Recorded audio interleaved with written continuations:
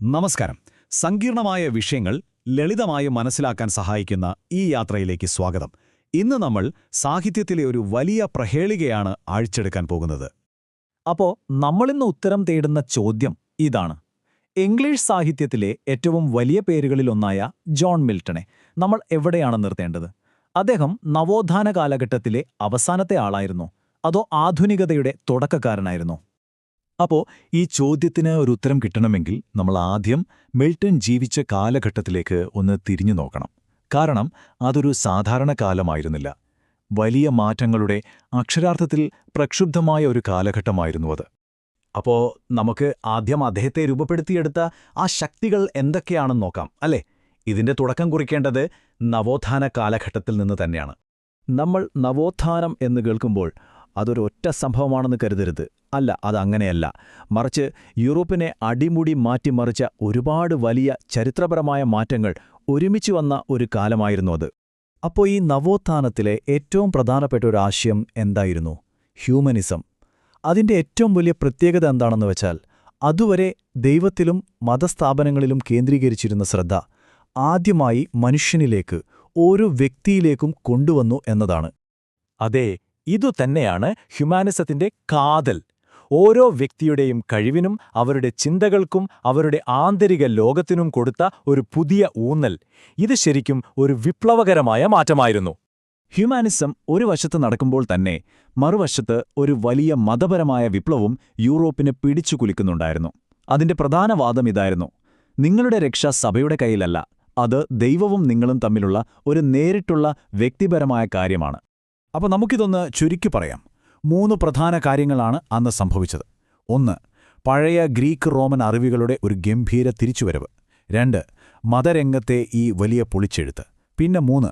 പുതിയ ഭൂഖണ്ഡങ്ങൾ കണ്ടെത്തുകയും ലോകം വലുതാവുകയും ചെയ്തത്. ഈ 3 കാര്യങ്ങൾ ചേർന്നാണ് മിൽട്ടനെ പോലുള്ളവർ ചിന്തിക്കുന്ന ലോകം ഉണ്ടാക്കിയത്. ഇനി നമുക്ക് കുറച്ചുകൂടി അടുത്തേക്ക് വരാം. ഈ വലിയ മാറ്റങ്ങൾ ഇംഗ്ലണ്ടിൽ എന്തു പ്രത്യാഘാതമാണ് ഉണ്ടാക്കിയത് എന്ന് നോക്കാം. ഇത് ഇംഗ്ലീഷ് ചരിത്രത്തിലെ തന്നെ ഏറ്റവും വലിയൊരു ആഭ്യന്തര യുദ്ധത്തിലേക്കാണ് നയിച്ചത്. മിൽട്ടണാകട്ടെ ഇതിന്റെ എല്ലാം നടുവിലായിരുന്നു ജീവിച്ചത്. നിങ്ങളൊന്ന് ആലോചിച്ചു നോക്കൂ. മിൽട്ടൺ ഈ സംഭവങ്ങളെക്കുറിച്ചൊക്കെ വെറുതെ പുസ്തകത്തിൽ വായിക്കുകയായിരുന്നില്ല. അദ്ദേഹം ഇതിന്റെയൊക്കെ ഭാഗമായിരുന്നു. സ്വന്തം രാജാവിനെ വിചാരണ ചെയ്ത് വധിക്കുകയും രാജഭരണം അവസാനിപ്പിച്ച് ഒരു റിപ്പബ്ലിക് പരീക്ഷിക്കുകയും ചെയ്ത ഒരു സമൂഹത്തിലാണ് അദ്ദേഹം ജീവിച്ചത്, അതും ഒരു സജീവ പങ്കാളിയായിട്ട്. അപ്പോൾ ഇതൊരു സാധാരണ യുദ്ധമായിരുന്നില്ല. അധികാരത്തിനു വേണ്ടിയുള്ളൊരു പോരാട്ടം മാത്രമല്ലായിരുന്നു. ഇത് ശരിക്കും രാജ്യത്തിന്റെ ആത്മാവിനു വേണ്ടിയുള്ളൊരു യുദ്ധമായിരുന്നു. ഒരു വശത്ത് രാജാവിന്റെ ദൈവദത്തമായ അധികാരം, മറുവശത്ത് ജനങ്ങളെ പ്രതിനിധീകരിക്കുന്ന പാർലമെന്റിന്റെ ശക്തി. ഇവ തമ്മിലുള്ളൊരു വലിയ ഏറ്റുമുട്ടലായിരുന്നു അത്. ഈ യുദ്ധം സമൂഹത്തെ ആകെ ഇളക്കിമറിച്ചു. ഒരു പുതിയ കച്ചവടക്കാരുടെ വർഗം പഴയ പ്രഭുക്കന്മാരെ വെല്ലുവിളിക്കാൻ തുടങ്ങി. ഡിഗ്ഗേഴ്സ്, ക്വൈക്കേഴ്സ് പോലെയുള്ള പുതിയ മതവിഭാഗങ്ങൾ ഉണ്ടായി. അതിലും രസകരമായ കാര്യമെന്തെന്നാൽ, സ്ത്രീകൾ പോലും പ്രഭാഷകരായി മുന്നോട്ടു വരാനും പരമ്പരാഗതമായ റോളുകളെ ചോദ്യം ചെയ്യാനും തുടങ്ങി. അച്ചടി വന്നതോടെ ആശയങ്ങൾ കാട്ടുതീ പോലെ പടർന്നു. ശരി, അപ്പോൾ ഇത്രയൊക്കെ രാഷ്ട്രീയവും സാമൂഹികവുമായ കോളിളക്കങ്ങൾ നടക്കുമ്പോൾ ഇതെല്ലാം സാഹിത്യത്തെ എങ്ങനെയാണ് ബാധിച്ചത്, പ്രത്യേകിച്ച് മിൽട്ടന്റെ എഴുത്തിനെ? ആ കാലഘട്ടത്തിലെ കവിതകൾ എങ്ങനെയുള്ളതായിരുന്നു എന്ന് നോക്കാം. കൂടുതലും ചെറിയ ഭാവഗീതങ്ങളായിരുന്നു, അല്ലെങ്കിൽ ജോൺ ടണ്ണിനെ പോലുള്ളവരുടെ ആഴത്തിലുള്ള, കുറച്ച് കളിമട്ടിലുള്ള മെറ്റാഫിസിക്കൽ കവിതകൾ. എന്നാൽ ഇതൊന്നുമല്ലായിരുന്നു മിൽട്ടന്റെ വഴി. അദ്ദേഹത്തിന്റെ ലക്ഷ്യം ഇതിനേക്കാളൊക്കെ എത്രയോ വലുതും ഒരുപക്ഷെ കുറച്ച് ധീരവുമായിരുന്നു. അദ്ദേഹം തിരഞ്ഞെടുത്തത് ഇതിഹാസം എന്ന സാഹിത്യരൂപമാണ്. സാധാരണയായി പുരാതന വീരനായകന്മാരുടെ കഥ പറയാൻ ഉപയോഗിക്കുന്ന ഒന്നാണിത്. പക്ഷേ മിൽട്ടൺ അതെടുത്ത് ഉപയോഗിച്ചത് എന്തിനാണെന്നോ? തന്റെ കാലത്തെ ഏറ്റവും വലിയ ദൈവശാസ്ത്രപരവും രാഷ്ട്രീയവുമായ ചോദ്യങ്ങൾക്ക് ഉത്തരം കണ്ടെത്താനാണ്. ദൈവത്തിന്റെ തീരുമാനങ്ങളെ മനുഷ്യർക്കു മുന്നിൽ ന്യായീകരിക്കാൻ. അപ്പോൾ ഇതാണ് മിൽട്ടനെ വ്യത്യസ്തനാക്കുന്നത്.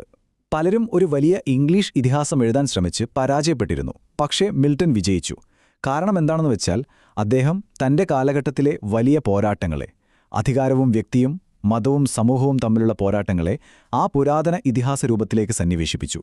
ശരി, അപ്പോൾ ഇത്രയും കാര്യങ്ങൾ മനസ്സിലാക്കിയ സ്ഥിതിക്ക് നമുക്ക് നമ്മുടെ ആദ്യത്തെ ചോദ്യത്തിലേക്ക് തിരിച്ചുവരാം.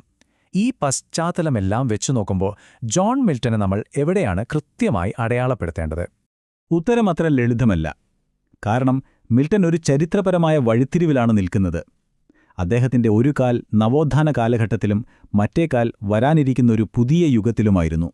അതായത് ജ്ഞാനോദയത്തിന്റെ യുഗത്തിൽ. അദ്ദേഹം പഴയ ഒന്നിന്റെ അവസാനം മാത്രമല്ല, പുതിയ ഒന്നിന്റെ തുടക്കം കൂടിയായിരുന്നു. ഇത് വളരെ രസകരമാണ്. നിങ്ങൾ നോക്കൂ, മിൽട്ടന്റെ കൃതികളിൽ ഈ രണ്ട് കാലഘട്ടങ്ങളുടെയും സ്വാധീനം നമുക്ക് വ്യക്തമായി കാണാൻ പറ്റും. ഒരു വശത്ത് ക്ലാസിക്കൽ അറിവുകളും ദൈവവുമായുള്ള വ്യക്തിയുടെ ബന്ധവും പോലെയുള്ള നവോത്ഥാന ആശയങ്ങൾ, മറുവശത്ത് യുക്തിയുടെ ശക്തിയെക്കുറിച്ചും സമൂഹത്തെക്കുറിച്ചുമുള്ള പുതിയ ചിന്തകൾ.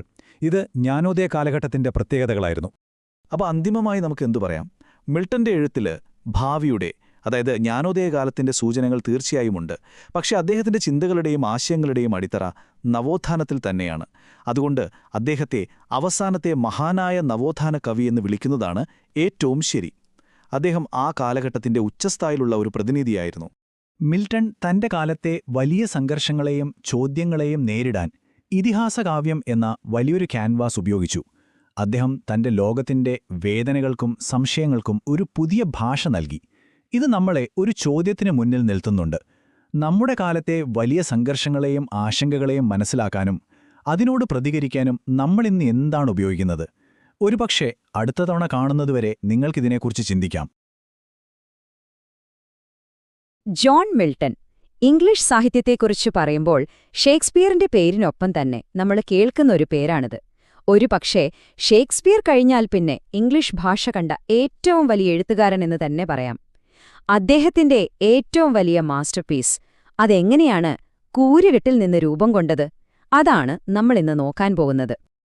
ഒന്ന് ആലോചിച്ചു നോക്കൂ, ഒരു മാസ്റ്റർപീസ്, ഒരു ലോകോത്തര കലാരൂപമുണ്ടാവാൻ ശരിക്കും എന്താണ് വേണ്ടത്? നല്ല കഴിവ് മാത്രം മതിയോ? അതോ വർഷങ്ങളോളം കഷ്ടപ്പെടണോ?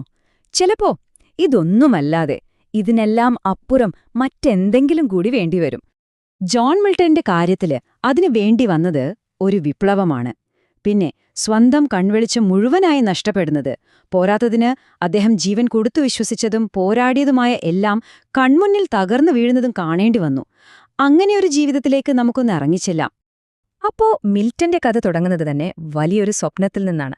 ചെറുപ്പത്തിലെ അദ്ദേഹം ഒരു കാര്യം മനസ്സിലുറപ്പിച്ചു: എനിക്ക് ഇംഗ്ലണ്ടിലെ ഏറ്റവും വലിയ ഇതിഹാസ കവിയാവണം. അതായിരുന്നു അദ്ദേഹത്തിന്റെ ഒരേ ലക്ഷ്യം. ഈ ഒരു ലക്ഷ്യം മനസ്സിലുള്ളതുകൊണ്ട് മിൽട്ടന്റെ ചെറുപ്പകാലം മുഴുവൻ അതിനുവേണ്ടിയുള്ളൊരു തയ്യാറെടുപ്പായിരുന്നു. 1608 ലണ്ടനിലാണ് ജനനം. പഠിത്തത്തിന് ഫുൾ സപ്പോർട്ട് കൊടുക്കുന്ന ഒരു കുടുംബം. കേംബ്രിഡ്ജിൽ പഠിക്കുമ്പോഴോ നല്ല സൗന്ദര്യം കാരണം കൂട്ടുകാര് ദി ലേഡി എന്നൊക്കെയായിരുന്നു കളിയാക്കി വിളിച്ചിരുന്നത്. പക്ഷെ അതൊന്നും അദ്ദേഹത്തെ ബാധിച്ചില്ല. മാസ്റ്റേഴ്സ് കഴിഞ്ഞിട്ട് ഒരു 6 വർഷം അദ്ദേഹം വേറെ ഒരു ജോലിക്കും പോയില്ല. മുഴുവൻ സമയം കവിതയ്ക്ക് വേണ്ടി മാറ്റിവെച്ചു.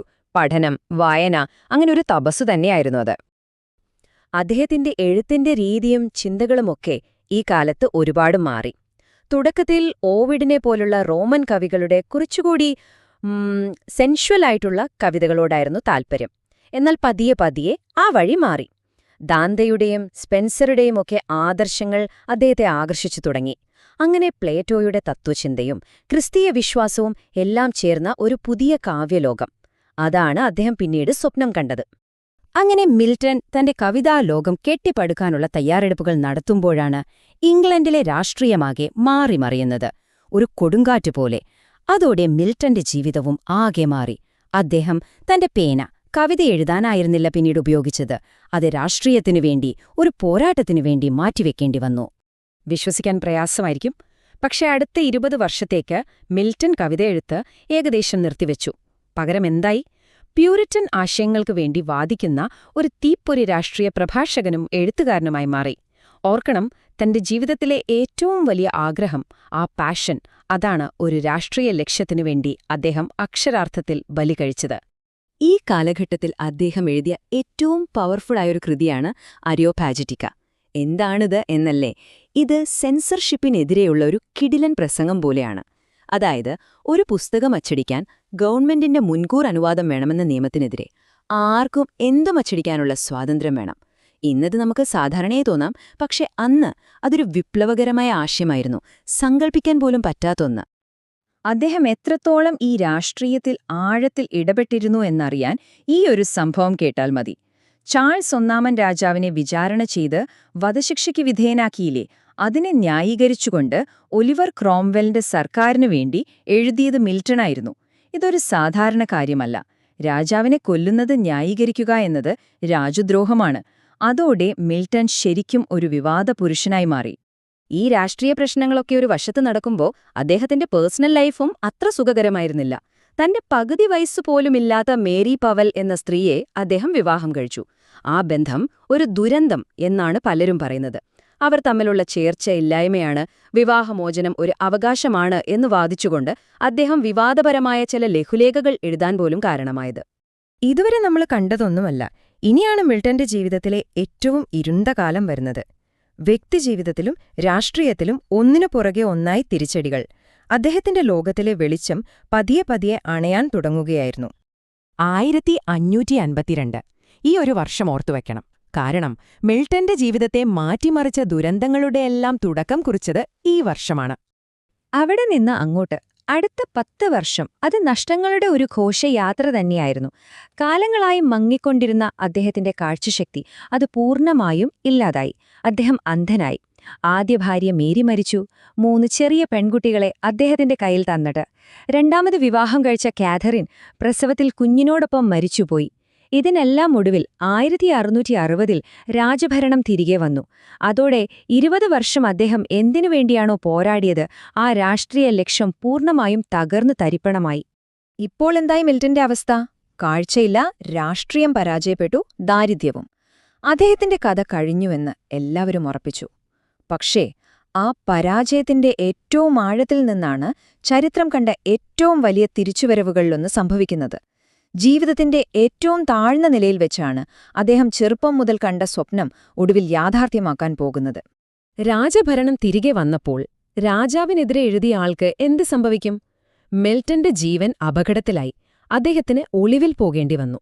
ആൻഡ്രൂ മാർവലിനെ പോലുള്ള ചില നല്ല സുഹൃത്തുക്കൾ ഇടപെട്ടതുകൊണ്ട് മാത്രം വധശിക്ഷയിൽ നിന്ന് തലനാരിഴയ്ക്ക് രക്ഷപ്പെട്ടു.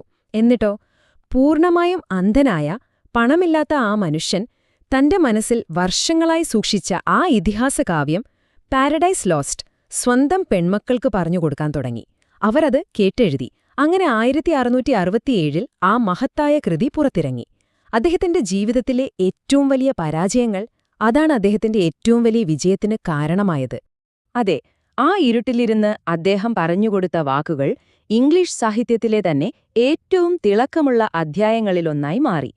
ഇത്രയും സംഭവബഹുലമായ ഒരു ജീവിതം, അത് മിൽട്ടനെ സാഹിത്യ ചരിത്രത്തിലെ ഒരു അതികായനാക്കി മാറ്റി.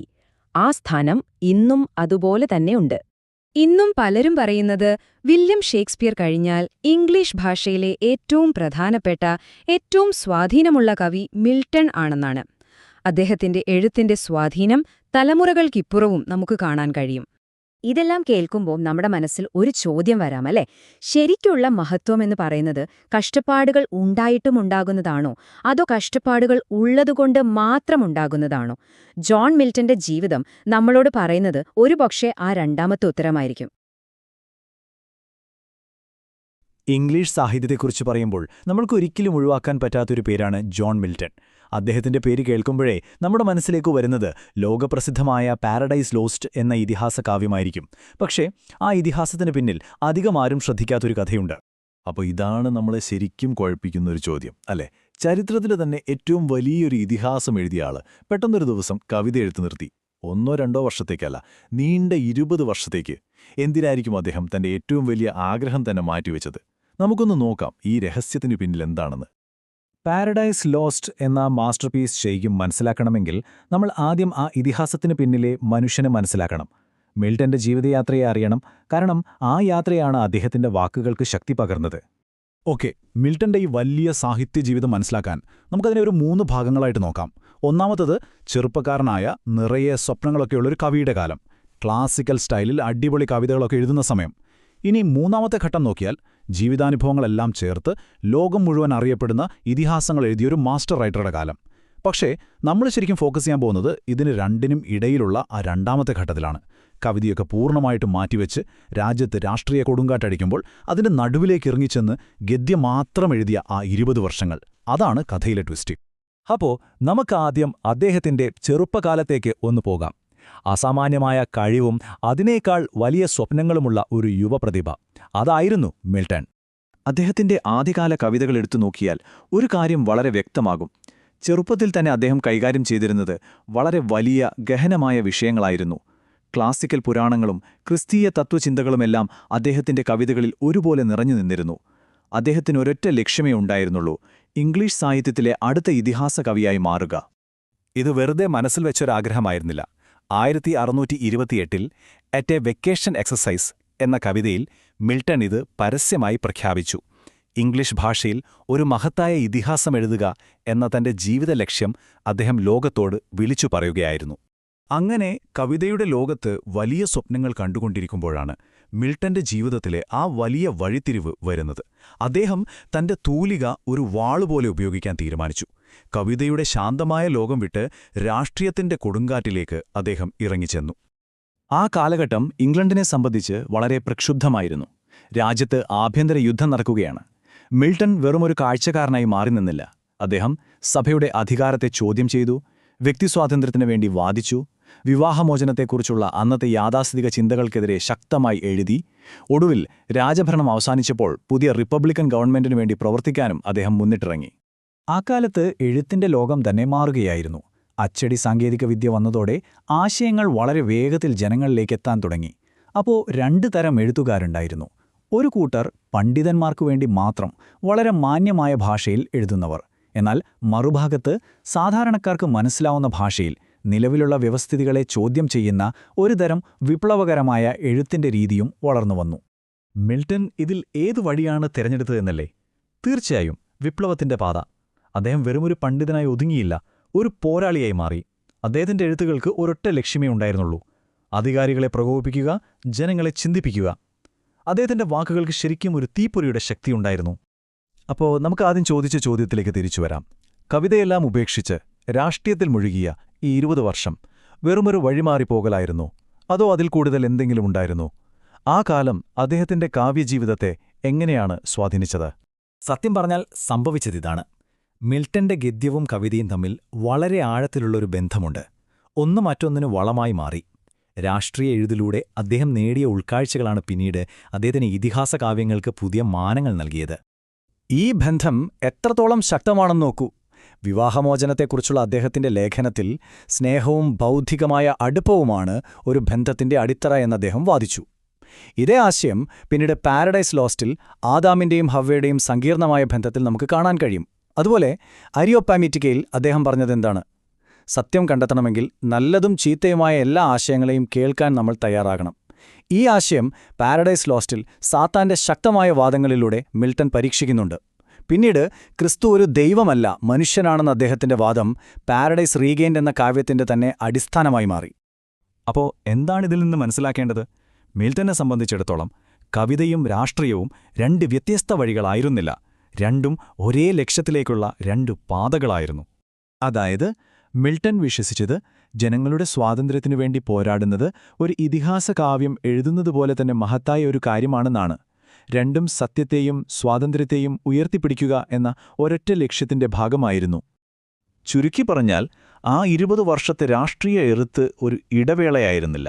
അത് അദ്ദേഹത്തിന്റെ ചെറുപ്പത്തിലെ സ്വപ്നങ്ങളെ ജീവിതത്തിന്റെ തീച്ചുളയിൽ വാർത്തെടുത്ത് പിൽക്കാലത്ത് ഇതിഹാസങ്ങളിലെ പക്വതയുള്ള ജ്ഞാനമാക്കി മാറ്റിയ ഒരു പാലമായിരുന്നു. മിൽട്ടന്റെ കഥ നമ്മളോട് ഒരുപാട് കാര്യങ്ങൾ പറയുന്നുണ്ട്, അല്ലേ? വാക്കുകൾക്ക് ഒരു ലോകത്തെ തന്നെ മാറ്റിമറിക്കാൻ കഴിയുമെന്ന് അത് നമ്മളെ ഓർമ്മിപ്പിക്കുന്നു. ഇത് കേൾക്കുമ്പോൾ എൻ്റെ മനസ്സിൽ ഒരു ചോദ്യം വരുന്നുണ്ട്.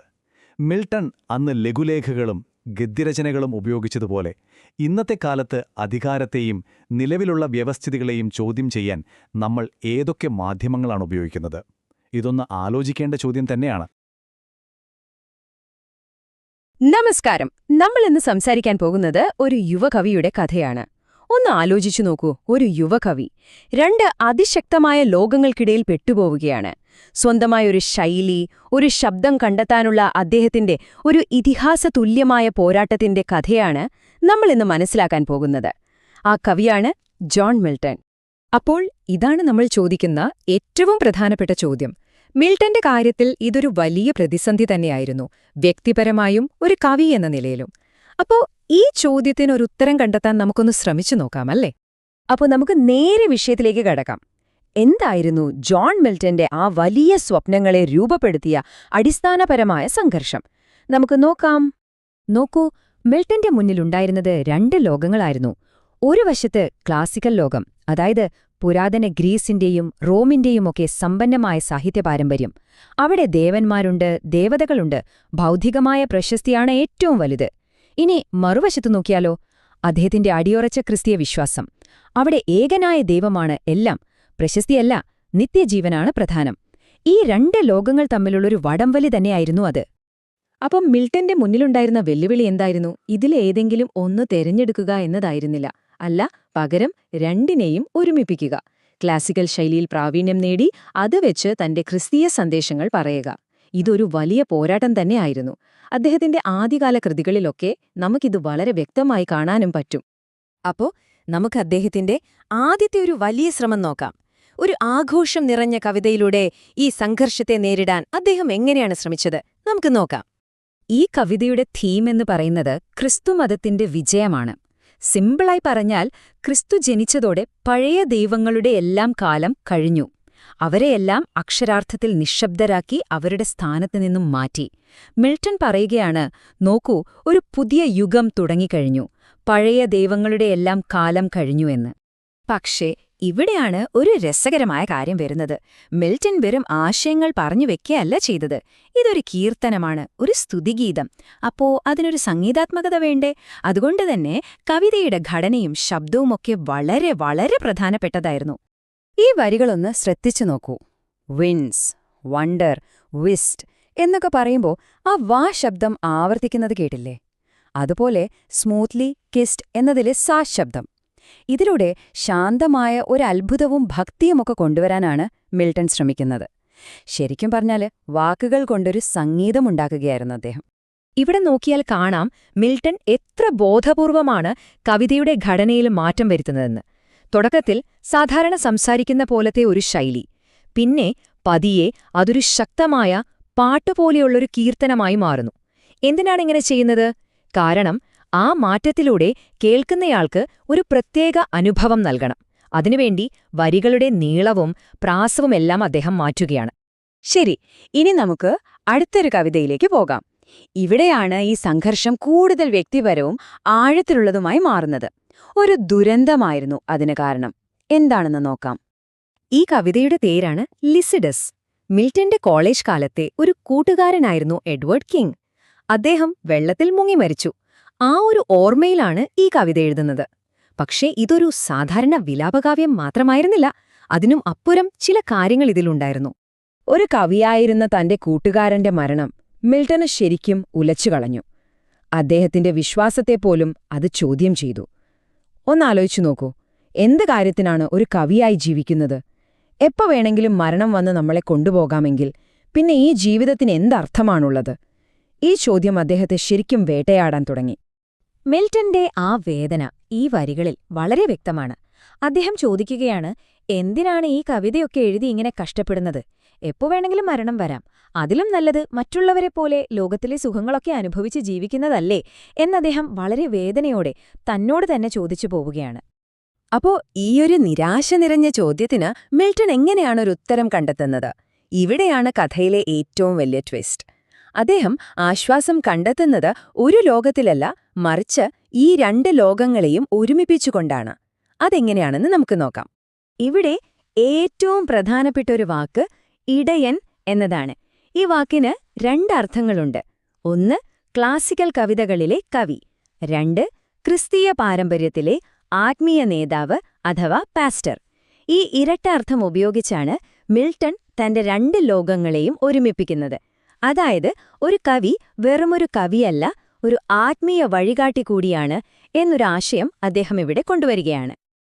അപ്പോ ഉത്തരത്തിന്റെ ആദ്യത്തെ ഭാഗം വരുന്നത് ക്ലാസിക്കൽ ലോകത്തു നിന്നാണ്. ഫീബസ് എന്ന ദേവൻ വന്ന് പറയാണ്, പ്രശസ്തി എന്ന് പറയുന്നത് ഈ മണ്ണിൽ വളരുന്ന ഒരു ചെടിയല്ല. അതായത് നല്ല കവിതയിലൂടെ ലഭിക്കുന്ന പ്രശസ്തി മരണശേഷവും നിലനിൽക്കും. ഇതൊരു ഭൗതികമായ ആശ്വാസമാണ്. എന്നാൽ അവിടെ തീരുന്നില്ല. അതിനുശേഷം വളരെ ശക്തമായ ഒരു മാറ്റം സംഭവിക്കുകയാണ്. യഥാർത്ഥ ആശ്വാസം വരുന്നത് ക്രിസ്തീയ ലോകത്തു നിന്നാണ്. പുനരുത്ഥാനത്തിന്റെയും സ്വർഗീയ പ്രതിഫലത്തിന്റെയും വാഗ്ദാനം. അത് ഈ ലോകത്തിലെ പ്രശസ്തിയേക്കാൾ എത്രയോ വലുതാണ്. തിരമാലകൾക്ക് മുകളിലൂടെ നടന്നവൻ, അതായത് ക്രിസ്തു, അദ്ദേഹത്തിന്റെ ശക്തിയാൽ ലിസിഡസ് സ്വർഗത്തിലേക്ക് ഉയർത്തപ്പെട്ടു എന്ന് പറയുമ്പോഴാണ് മിൽട്ടന് യഥാർത്ഥ സമാധാനം കിട്ടുന്നത്. അപ്പം നമ്മൾ കണ്ട ഈ പോരാട്ടമില്ലേ, ഈ രണ്ട് ലോകങ്ങളെ ഒരുമിപ്പിക്കാനുള്ള ശ്രമം, അതൊരിക്കലും മിൽട്ടന്റെ ജീവിതത്തിലെ ഒരു ചെറിയ ഘട്ടം മാത്രമായിരുന്നില്ല. സത്യം പറഞ്ഞാൽ അതായിരുന്നു അദ്ദേഹത്തിന്റെ കാവ്യപ്രതിഭയുടെ അടിത്തറ. ക്ലാസിക്കൽ രൂപവും ക്രിസ്തീയ വിശ്വാസവും തമ്മിലുള്ള ഈ പിരിമുറുക്കം, ഈ ഒരു സംഘർഷം, അതാണ് പിൽക്കാലത്ത് അദ്ദേഹത്തിന്റെ ഏറ്റവും മഹത്തായ കൃതിയായ പാരഡൈസ് ലോസ്റ്റിലേക്ക് നയിച്ച ആ ഗംഭീരമായ ശൈലിക്ക് രൂപം കൊടുത്തത്. ഈ രണ്ട് പാരമ്പര്യങ്ങളെയും ഒരുമിപ്പിക്കാനുള്ള ശ്രമം തന്നെയാണ് ശരിക്കും മിൽട്ടനെ മിൽട്ടനാക്കി മാറ്റിയത്. അപ്പോ ചുരുക്കി പറഞ്ഞാൽ മിൽട്ടൺ ഒരു പ്രത്യേക ഫോർമുല തന്നെ ഉണ്ടാക്കിയെടുത്തു. രണ്ട് ലോകങ്ങളിലെയും ഏറ്റവും നല്ല കാര്യങ്ങളെടുത്ത് ഒരുമിപ്പിച്ച് തികച്ചും പുതിയതും ശക്തവുമായ ഒന്നുണ്ടാക്കി. ക്ലാസിക്കൽ ശൈലിയിലുള്ള ഘടന, ക്രിസ്തീയമായ ആശയം, പിന്നെ അതിഗംഭീരമായ ഒരു സംഗീതാത്മകത, ഇതെല്ലാം ചേർന്നതായിരുന്നു മിൽട്ടന്റെ കവിത. അപ്പോ നമുക്കിത് ഒരു ചോദ്യത്തോടെ അവസാനിപ്പിക്കാം. നൂറ്റാണ്ടുകൾക്ക് മുൻപുള്ള മിൽട്ടന്റെ ഈ പോരാട്ടം കലയെക്കുറിച്ചൊരു വലിയ ചോദ്യം നമ്മളോട് ചോദിക്കുന്നില്ലേ? ഏറ്റവും മഹത്തായ കലയെല്ലാം ഒരു പക്ഷേ ഇതുപോലെ വിരുദ്ധമായ ആശയങ്ങൾ തമ്മിലുള്ള ഒരു സംഘർഷത്തിൽ നിന്നായിരിക്കുമോ ജനിക്കുന്നത്? എന്താണ് നിങ്ങൾക്ക് തോന്നുന്നത്? തീർച്ചയായും ചിന്തിച്ചു നോക്കേണ്ട ഒരു കാര്യമാണ്. എല്ലാവർക്കും സ്വാഗതം. നമ്മുടെ ജീവിതത്തിൽ നമ്മൾ എപ്പോഴും ചോദിക്കുന്നൊരു ചോദ്യമുണ്ടല്ലേ, സന്തോഷവും ആളുകളും ഒക്കെയുള്ളൊരു ലൈഫാണോ നല്ലത്, അതോ കുറച്ച് ശാന്തമായി ഒറ്റയ്ക്കിരുന്ന് ചിന്തിക്കുന്നതാണോ? ഇത് വെറും നമ്മുടെ മാത്രം ചോദ്യമല്ല. ഇംഗ്ലീഷ് സാഹിത്യത്തിലെ തന്നെ ഏറ്റവും വലിയ കവികളിലൊരാളായ ജോൺ മിൽട്ടൺ തന്റെ കവിതകളിലൂടെ ഈ ഒരു വിഷയത്തെ എങ്ങനെയാണ് സമീപിച്ചതെന്ന് നമുക്കൊന്ന് നോക്കിയാലോ? ഈ ചോദ്യം നിങ്ങളുടെ മനസ്സിലും എപ്പോഴെങ്കിലും വന്നിട്ടുണ്ടാകും, ഉറപ്പല്ലേ? പക്ഷെ രസകരമായ കാര്യം എന്താണെന്ന് വെച്ചാൽ, ചരിത്രത്തിലെ ഏറ്റവും മഹാനായ കവികളിലൊരാൾ ഈ ഒരൊറ്റ ആശയത്തെ വെച്ച് രണ്ട് ഗംഭീരമായ കവിതകൾ എഴുതിയിട്ടുണ്ട്. അതും ഒന്നിനൊന്ന് നേർവിപരീതമായിട്ടുള്ളവ. അതെ, നമ്മൾ നോക്കാൻ പോകുന്നത് 1645 പബ്ലിഷ് ചെയ്ത രണ്ട് കവിതകളാണ്. ഇവയെ കമ്പാനിയൻ പോയംസ് അല്ലെങ്കിൽ സഹയാത്രിക കവിതകൾ എന്നൊക്കെ പറയാം. കാരണം എന്താണെന്ന് വെച്ചാൽ, മിൽട്ടൺ മനഃപൂർവ്വം ഇവയെ പരസ്പരം വിപരീതങ്ങളായിട്ടാണ് ഒരുക്കിയിരിക്കുന്നത്. ആദ്യം തന്നെ നമുക്ക് ഈ പേരുകളൊന്ന് നോക്കാം. രണ്ടും ഇറ്റാലിയൻ പേരുകളാണ്. അല്ലെഗ്രോ എന്ന് പറഞ്ഞാൽ സന്തോഷിക്കുന്ന വ്യക്തി, ഇൽ പെൻസറോസോ എന്നാലോ ഗൗരവമായി ചിന്തിക്കുന്ന വ്യക്തി. അപ്പോൾ കണ്ടില്ലേ, പേരുകളിൽ നിന്ന് തന്നെ ആ ഒരു വ്യത്യാസം തുടങ്ങാണ്. ശരിക്കും പറഞ്ഞാൽ രണ്ട് തരം ജീവിത രീതികൾ തമ്മിലുള്ള ഒരു മത്സരം പോലെയാണിത്. ശരി, അപ്പം നമുക്ക് ആദ്യം സന്തോഷത്തിന്റെ ലോകത്തേക്ക്, അതായത് എൽ അല്ലെഗ്രോയുടെ ലോകത്തേക്ക് ഒന്ന് പോയി നോക്കാം. ഈ കവിത തുടങ്ങുന്നത് തന്നെ ഭയങ്കര രസകരമായിട്ടാണ്. ആനന്ദത്തിന്റെ ദേവതയെ ആവേശത്തോടെ ക്ഷണിച്ചുകൊണ്ടാണ് തുടക്കം. ഈ വരികൾ കേൾക്കുമ്പോൾ തന്നെ ആ ഒരു വൈബ് കിട്ടുന്നില്ലേ? തമാശ, ചെറുപ്പത്തിന്റെ ആഘോഷങ്ങൾ, കളിയും ചിരിയും എല്ലാം നിറഞ്ഞൊരു ലോകം. മിൽട്ടൺ ഇവിടെ വരച്ചിടുന്നത് ഒരു ഗ്രാമത്തിലെ പ്രഭാതത്തിൽ തുടങ്ങി ഒരു നഗരത്തിലെ രാത്രി ആഘോഷങ്ങളിൽ അവസാനിക്കുന്ന നല്ല എനർജിയുള്ള ഒരു ദിവസത്തിന്റെ ചിത്രമാണ്. അപ്പോ ചുരുക്കി പറഞ്ഞ അല്ലെഗ്രോയുടെ ലോകം എന്ന് പറയുന്നത് ഇങ്ങനെയൊക്കെയാണ്. പ്രകൃതിയുടെ ഭംഗി ആസ്വദിക്കുക, ആളുകളുമായി സംസാരിക്കുക, സംഗീതവും ഭക്ഷണവുമൊക്കെയായി ജീവിതം എൻജോയ് ചെയ്യുക, എല്ലാം പുറത്തേക്ക് തുറന്നു വെച്ചൊരു ലൈഫ്. ഏറ്റവും പ്രധാനമായി ഇതെല്ലാം നടക്കുന്നത് പകൽ വെളിച്ചത്തിലാണ്. അതൊന്ന് ഓർത്തുവെക്കണം. ഓക്കെ, അപ്പൊ സന്തോഷത്തിന്റെ ഈ പകൽ നമ്മൾ കണ്ടു. ഇനി നേരെ ഓപ്പോസിറ്റ് സൈഡിലേക്ക് പോകാം, അതായത് ചിന്തകളുടെ രാത്രിയിലേക്ക്. അയൽ പെൻസറോസോയുടെ ലോകം ലൽ അല്ലെഗ്രോയുടെ ഒരു മിറർ ഇമേജ് പോലെയാണ്, നേർവിപരീതം. ഇവിടെ ഒരു പ്രധാനപ്പെട്ട കാര്യമുണ്ട്. ഈ കവിതയില് മെലൻകോളി എന്ന് പറയുമ്പോൾ നമ്മൾ സാധാരണ കരുതുന്ന സങ്കടമോ ഡിപ്രഷനോ അല്ല കേട്ടോ. അല്ല, മറിച്ച് ഭക്തിയും പ്യൂരിറ്റിയും ഒക്കെയുള്ള ഒരു ദൈവികമായ അവസ്ഥയാണ് മിൽട്ടൺ ഉദ്ദേശിക്കുന്നത്. ചെറിയ ചെറിയ സുഖങ്ങളൊക്കെ വേണ്ടെന്ന് വെച്ച് ആഴത്തിലുള്ള അറിവ് തേടിപ്പോകുന്ന ഒരവസ്ഥ. അദ്ദേഹം ആ അവസ്ഥയെ ക്ഷണിക്കുന്നത് പോലും പരിശുദ്ധയായ ഒരു കന്യാസ്ത്രീയെ ക്ഷണിക്കുന്നത് പോലെയാണ്. അപ്പോൾ ഇതാണ് ആ ചിന്തിക്കുന്ന വ്യക്തിയുടെ ലോകം. പകലിന്റെ ബഹളമൊന്നും വേണ്ട, രാത്രിയുടെ ശാന്തത മതി. അവിടെ സന്തോഷമെന്ന് പറയുന്നത് പുസ്തകങ്ങളാണ്, ഫിലോസഫിയാണ്, സ്വന്തം ആത്മാവിനുള്ളിലേക്ക് നോക്കുന്നതാണ്. ശരി, ഇപ്പം നമ്മൾ രണ്ട് ലോകങ്ങളും കണ്ടുകഴിഞ്ഞു. ഇനി നമുക്ക് ഇവയെ രണ്ടിനെയും ഒന്ന് നേർക്കുനേർ നിർത്തിയാലോ? അപ്പോഴാണ് മിൽട്ടൺ എന്ന ജീനിയസിന്റെ ബ്രില്യൻസ് നമുക്ക് ശരിക്കും മനസ്സിലാവുക. ഈ ടേബിളിലേക്കൊന്ന് നോക്കിക്കേ. സമയം ഒന്നിൽ പകലാണെങ്കിൽ മറ്റേതിൽ രാത്രി. മാനസികാവസ്ഥ ഒന്നിൽ സന്തോഷം, മറ്റേതിൽ ധ്യാനം. ശ്രദ്ധ കൊടുക്കുന്നത് ഒന്നിൽ ഇന്ദ്രിയങ്ങൾക്കും സമൂഹത്തിനും, മറ്റേതിൽ ചിന്തയ്ക്കും ഏകാന്തതയ്ക്കും. സ്ഥലം പോലും നോക്കൂ. ഗ്രാമവും നഗരവും ഒരു വശത്ത്, വനവും ഒറ്റപ്പെട്ട ഗോപുരവും മറുവശത്ത്. ഓരോ പോയിന്റിനും കൃത്യമായ ഒരു ഓപ്പോസിറ്റ്. ഇത് യാദൃശികമല്ല, എല്ലാം പ്ലാൻ ചെയ്ത് ഒരുക്കിയതുപോലെ. പക്ഷെ കഥ ഇവിടെ തീരുന്നില്ല. ഈ വിപരീതം വെറും വിഷയത്തിൽ മാത്രമല്ല ഉള്ളത്, കവിതയുടെ സ്ട്രക്ചറിൽ പോലുമുണ്ട്. 2 കവിതകളും തുടങ്ങുന്നത് 10 വരി വച്ചിട്ടാണ്. ഈ 10 വരിയില് മറ്റേ കവിതയുടെ മെയിൻ ഐഡിയയെ അങ്ങ് തള്ളിക്കളയാണ്. അതുമൊരു പ്രത്യേകതരം മുറിഞ്ഞു മുറിഞ്ഞു പോകുന്ന താളത്തില്. അതിനുശേഷമോ 2 കവിതകളും ഒരേപോലെയുള്ള ശാന്തമായൊരു താളത്തിലേക്ക് മാറുന്നു. അതായത് സ്ട്രക്ചറിൽ പോലും ഒരു ഫൈറ്റ് നടക്കുന്നുണ്ട്. അപ്പോ നമുക്ക് സ്വാഭാവികമായും ഒരു ചോദ്യം വരും. എന്തിനാണ് മിൽട്ടൺ ഇങ്ങനെയൊരു പരീക്ഷണം ചെയ്യുന്നത്? ഇതൊരു വെറും കവിതയിലെ കളി മാത്രമാണോ? അല്ല, അതിനപ്പുറം ഒരു കലാകാരൻ എങ്ങനെയായിരിക്കണം എന്നതിനെക്കുറിച്ചുള്ള മിൽട്ടന്റെ ആഴത്തിലുള്ള ഒരു അന്വേഷണമാണിത്. അപ്പോ ആത്യന്തികമായി മിൽട്ടന്റെ അഭിപ്രായത്തിൽ ഏതു വഴിയാണ് ഒരു യഥാർത്ഥ കവിക്ക് നല്ലത്? സന്തോഷത്തിന്റെയും സാമൂഹിക ജീവിതത്തിന്റെയുമാണോ അതോ ഏകാന്തതയുടെയും ചിന്തയുടെയുമാണോ? അദ്ദേഹത്തിന്റെ മറ്റെഴുത്തുകളിൽ ഇതിന് വ്യക്തമായൊരുത്തരമുണ്ട്. മിൽട്ടൺ വിശ്വസിച്ചിരുന്നത് കലയുടെ ഏറ്റവും ഉന്നതമായ രൂപങ്ങൾ, അതായത് പാരഡൈസ് ലോസ് പോലെയുള്ള ഇതിഹാസങ്ങൾ എഴുതണമെങ്കിൽ എൽ പെൻസറോസു പറയുന്ന ആ ചിന്തയിലും ഏകാന്തതയിലും മുഴുകിയ ജീവിതം കൂടിയേ തീരൂ എന്നായിരുന്നു. പക്ഷേ ഈ തിയറിയൊക്കെ പറയാൻ എളുപ്പമാണല്ലേ? എന്നാൽ വിധി അദ്ദേഹത്തിനു വേണ്ടി കാത്തുവെച്ചത് മറ്റൊന്നായിരുന്നു. ഈ കവിതകളിലെ പോരാട്ടം അദ്ദേഹത്തിന്റെ ജീവിതത്തിൽ തന്നെ ഒരു യാഥാർത്ഥ്യമായി മാറി. ഏകദേശം 1652-ൽ ജോൺ മിൽട്ടന് പൂർണ്ണമായും കാഴ്ച നഷ്ടപ്പെട്ടു. അതോടെ ഈ തിരഞ്ഞെടുപ്പ് അദ്ദേഹത്തിനൊരു തത്വചിന്തയല്ല, മറിച്ച് കഠിനമായൊരു ജീവിത യാഥാർത്ഥ്യമായി. അപ്പോ അദ്ദേഹം ഈ പ്രതിസന്ധിയെ എങ്ങനെ നേരിട്ടു? അതിനുള്ള ഉത്തരം അദ്ദേഹത്തിന്റെ സോണറ്റ് 19 എന്ന കവിതയിലുണ്ട്. അതിന്റെ ഒരു ഘടനയുണ്ട്, ഞാൻ പെട്ടെന്നൊന്ന് പറയാം. ആദ്യത്തെ 8 വരികളിൽ അദ്ദേഹം തന്റെ പ്രശ്നം അവതരിപ്പിക്കും. അതായത് തന്റെ അന്ധതയും ദൈവം തന്ന കഴിവും ഉപയോഗിക്കാൻ പറ്റാത്തതിലുള്ള വിഷമവും. പിന്നെയുള്ള 6 വരികളിൽ അതിനൊരു സമാധാനം കണ്ടെത്താൻ ശ്രമിക്കും. അങ്ങനെ ആ കവിതയുടെ അവസാനമെത്തുമ്പോൾ അദ്ദേഹം ഒരു തിരിച്ചറിവിലെത്തുകയാണ്. ആ പ്രശസ്തമായ വരി ഇങ്ങനെയാണ്: വെറുതെ നിൽക്കുകയും കാത്തിരിക്കുകയും ചെയ്യുന്നവരും ദൈവത്തെ സേവിക്കുന്നുണ്ട്. അതായത് വലിയ ഇതിഹാസങ്ങൾ എഴുതാൻ കഴിഞ്ഞില്ലെങ്കിലും ക്ഷമയോടെ കാത്തിരിക്കുന്നതും ദൈവത്തിന്റെ തീരുമാനത്തിനു വേണ്ടി നിലകൊള്ളുന്നതും ഒരു തരം സേവനം തന്നെയാണ്. ചുരുക്കത്തിൽ ജീവിതം അദ്ദേഹത്തെ ഇൽ പെൻസറോസോയുടെ ലോകത്തേക്ക് നിർബന്ധപൂർവ്വം എത്തിച്ചു. ഒരുപക്ഷെ ആ ഏകാന്തതയും ചിന്തയുമാണ് പിൽക്കാലത്ത് അദ്ദേഹത്തിന്റെ ഏറ്റവും വലിയ കൃതികൾക്ക് കാരണമായതും. അപ്പോൾ വീണ്ടും ആ ആദ്യത്തെ ചോദ്യത്തിലേക്ക് വരാം. നിങ്ങളുടെ ജീവിതത്തിൽ ഏതിനാണ് പ്രാധാന്യം?